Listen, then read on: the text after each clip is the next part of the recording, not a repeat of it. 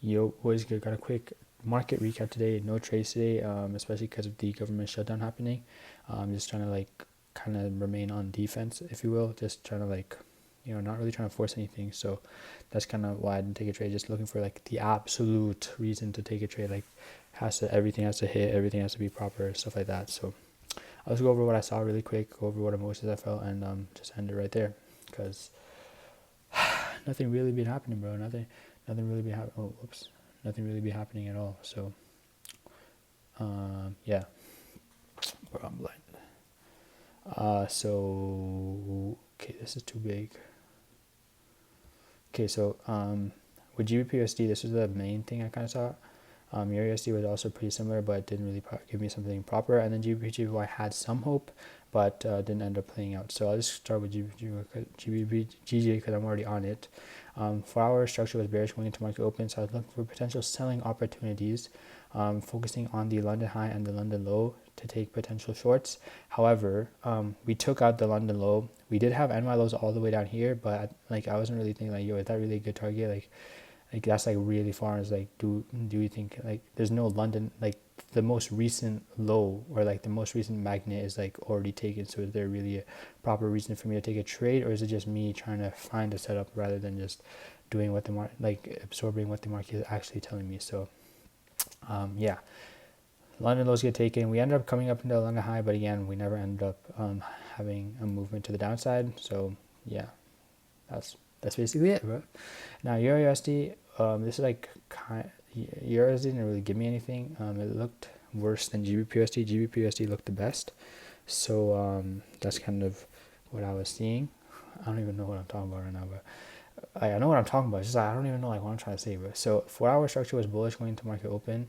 So looking for lows to get taken and then see potential movement to the upside. However, the London highs and the London lows were really close. Maybe if we came into the Asian lows, I might consider taking something long, but I didn't really want to take anything, especially with these two lows, the highs and the lows being super close to each other. So, yeah, didn't take anything on this either. We took out the absolute low. I was mainly using this as confluence with GBPUSD, which I'll just talk about right now. So this is a GBPUSD. 4-hour was bullish, like similar to Euro USD. So I was mainly focused on the London lows and maybe even the Asian lows. We did have an hourly low right here as well, which I was also looking at. So going into market open, we opened right above the London low. Now compared to Euro USD, as you can probably see, the London high and the London low were more spaced apart, and that would provide ideally with a better risk reward. So that's why I was more focused on GBPUSD, looking at the DXY as well to see if the same highs would get taken if we formed like any SMT of some sort. But nothing really ended up playing out the way I wanted to. What I was ideally looking for was to see GBPUSD come close to the London low, and for EURUSD to maybe take out the low, or even DXY to take out the low, because on EURUSD we made equal lows with the London low. GBPUSD we didn't even get close to it, so that's kind of like that was like kind of a pre-market idea that GBPUSD was the one to go long on, but DXY took out that high as well. So my main like motive was just to see DXY or EURUSD take out this high before GBPUSD took out that low, but we ended up pushing and taking out the low on all three pairs and the high on DXY, so didn't really find any SMT confluence with that. But with the London low being taken, I was like willing to take something long if I could find a proper entry, right? So I was looking for an entry, but we never ended up like giving an entry, bro. Like once we took out the London low, I was looking for a market structure shift, like 5-minute break of structure, 5-minute fair value gap, but we never ended up forming anything.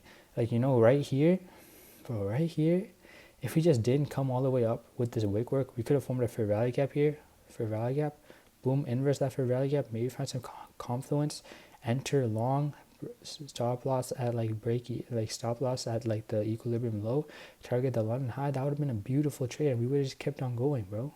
Kept on going. We actually kept on going. We kept on going, but I wasn't in the trade.